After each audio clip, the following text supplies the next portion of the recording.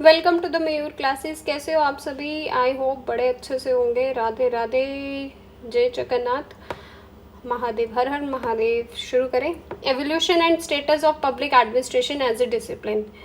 ये introduction of public administration में ही है, उसका नेक्स्ट 3 कर लिए थे, अब ये नेक्स्ट है।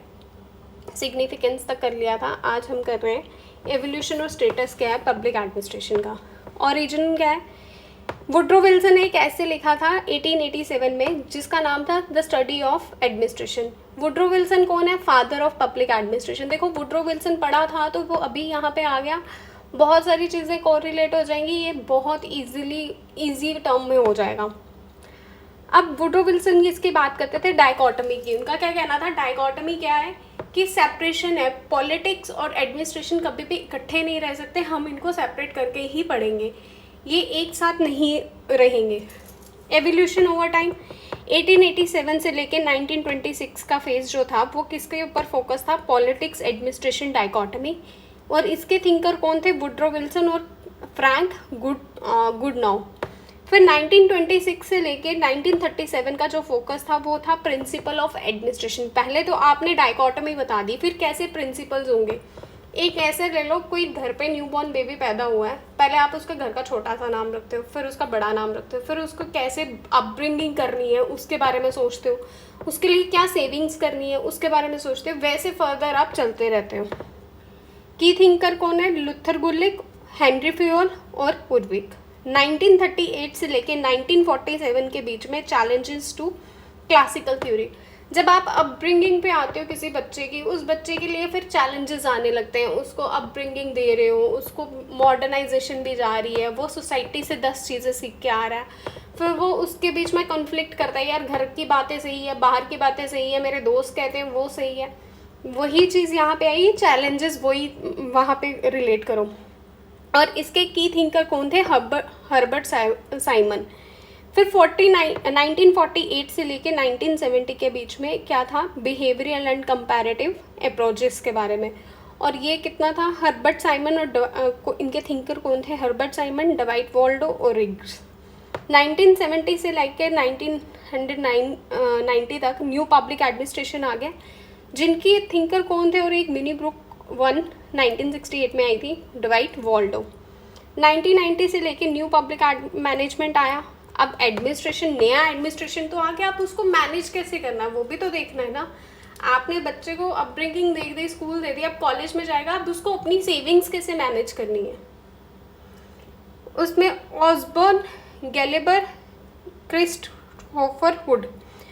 2010 से लेके प्रेजेंट टाइम पे न्यू पब्लिक सर्विस गवर्नेंस, आजकल डिजिटल एरा का टाइम है, हम यूपीआई यूज़ करते हैं, वो टाइम अब दिन हेड यूएन के ये आगे सस्टेनेबल डेवलपमेंट गोल्स आ गए, ई गवर्नेंस आ गया इसमें। अब कंपैरेटिव पब्लिक एडमिनिस्ट्रेशन क्या है?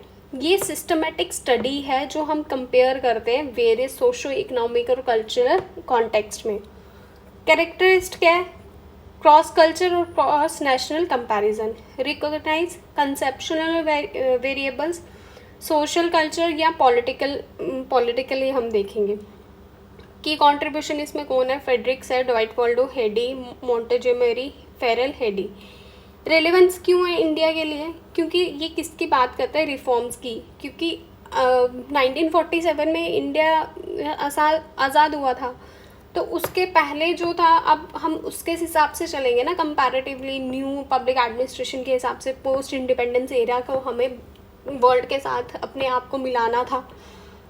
इंडियन ब्यूरोक्रेसी की जो कॉलोनियल लेगेसी थी उसको भी ख़त्म करना था, अपने हिसाब से भी चीज़ों को ढालना था। करंटली जो हम यूज़ करें वो डिजिटल इंडिया, पीएम गति शक्ति, मन की बात एज ए गवर्नेंस टूल। अब रिग्रेसियन मॉडल और उसके critique. Frederick a pioneer in CPA क्या है? Fused prismatic diffracted model. Feature क्या है? सोसाइटी। फ्यूज्ड क्या हो गया इसमें? ट्रेडिशनल।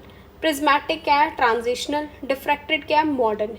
मतलब सोसाइटी है, जो चीज़ ख़राब होगी वो पुराने ट्रेडिशंस जो आज के टाइम से रेलिवेंट नहीं है, फिर हमने उसको ट्रांजिट किया, ट्रांजिट के बाद उसका एक नया शेप कर दिया, उसको हमने मॉडर्न बोल दिया।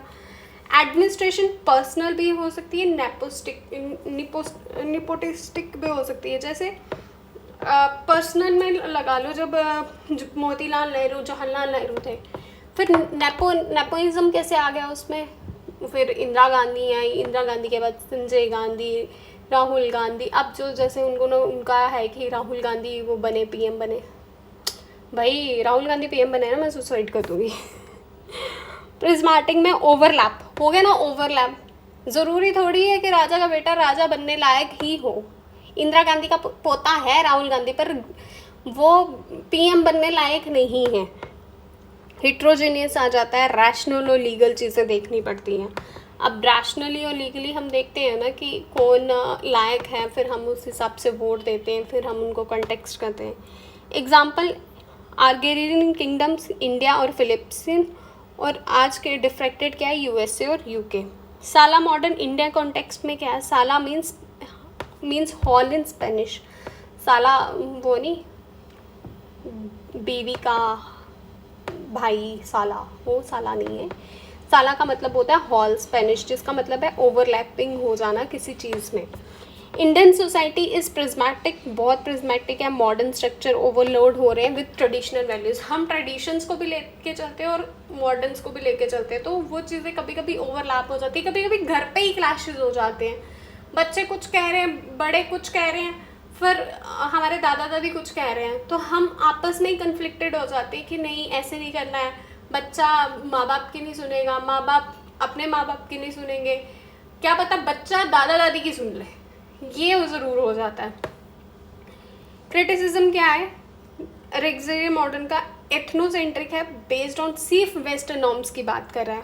ओवर जनरलाइजेशंस हैं इसमें, स्टैटिक है एकदम से, कल्चरल वाइज है, इग्नोर कर रहा है पुराने वैल्यू सिस्टम्स को। अगर करंट अफेयर में देखा जाए, digital India, e governance, civil service reform 2, ये चैलेंज करता है प्रिज्मेटिक एडमिनिस्ट्रेटिव बिहेवियर को। PM Gati Shakti mission, Karmayogi, NPM and post NPM strategies, कोविड-19 responses, governance models, comparative crisis response, global south condition, CPA useful in analysing developing democracies administration.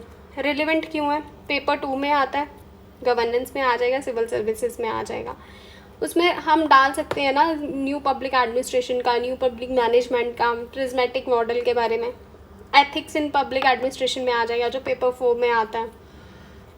Previous year question paper GS 2 में जैसे the rise of governance in place of government in altering the nature of public administration discuss. फिर 2020 में आया था the governance system in India has undergone a sea change post liberalisation, critically evaluate. 2017 The bureaucracy in India lacks specialization. Examine the implications in the context of governance. Public administration optional में examine the relevance of Frederick's model in the contemporary comparative public administration. 21 में आया था what are the challenges in applying the comparative method to administrative system. Expected क्या है, अभी 25 का mains भी आना है और 26 का भी मेंस आएगा ही, तो दोनों के हिसाब से देख लेते हैं।